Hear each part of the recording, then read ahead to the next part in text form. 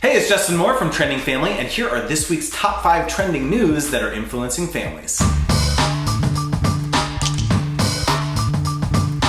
So Kidscreen talked about a new report out from Edelman Intelligence and the Lego Group, which examined the state of play for parents and children in 9 countries. They found a strong link between the hours spent playing together and the happiness of families. So 88% who play together for 5 hours or more a week claim to be happy, but nearly a third spend less than that on play, and that 1 in 10 actually play for less than 2 hours a week. And that 61% of parents admit that sometimes they're getting distracted by other demands like work and house chores and their smartphones.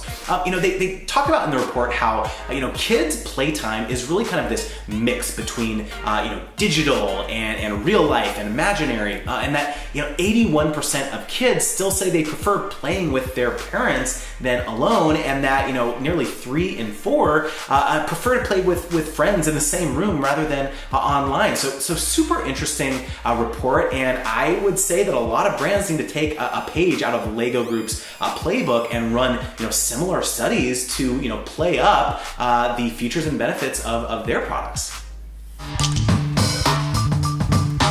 So The Independent talked about a new analysis by Bloomberg of United Nations data, which found that Gen Z will account for 32% of the global population in 2019, and that millennials will actually comprise 31.5% of the population next year. So meaning that Gen Z will be overtaking millennials. So this is a pretty big shift. So in a 2015 report called Rise of Gen Z, New Challenges for Retailers by Marcy Merriman, who is executive director at Ernst & Young, she said, millennials are more self-centered than their younger counterparts, and that, Gen Z is kind of comparatively a little bit more self-aware. So of course, both millennials and Gen Z consumers are going to be important for most brands. But, in the next 5 to 10 years, or even the next 2 to 3 years, you may need to be tweaking some of your messaging to speak to some of these younger consumers.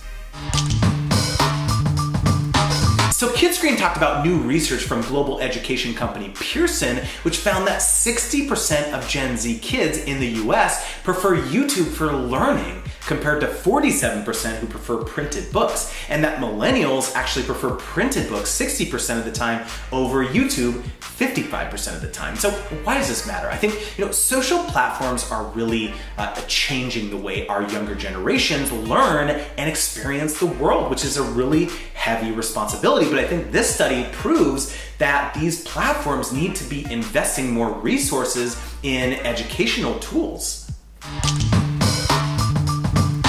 So Bloomberg discussed that Amazon's Whole Foods may be stealing shoppers from Trader Joe's. Sense360, which is a company that tracks location data from millions of smartphone users, found that in more than 100 places around the US, Whole Foods is gaining foot traffic at the expense of Trader Joe's, Walgreens, and Dollar Tree. Sense360 CEO Eli Portnoy said that national grocers aren't hurting just yet, but that Amazon is gaining traction at the micro level, and that these findings show that there will be an impact. Neil Ackerman, who is a former Amazon executive, said that CEO Jeff Bezos is famously patient. He's going to use Whole Foods as a lab to reinvent grocery shopping, and that they're willing to experiment and be totally misunderstood for long periods of time. He says Walmart is built to deliver pallets to 4,000 stores, and Amazon is built to deliver packages to millions of homes. Who do you want to bet on, the pallet people or the package people?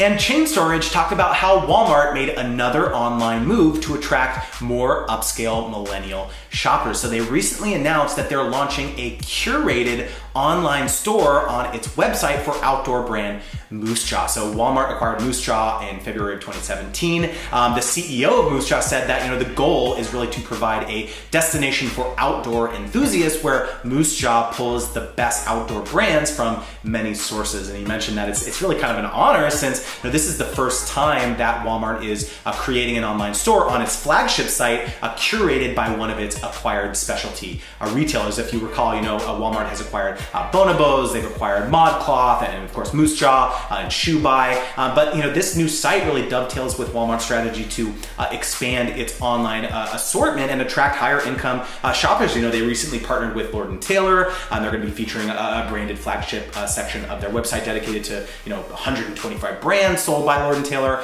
So it'll be interesting to see if this pays off, but the Amazon versus Walmart competition continues.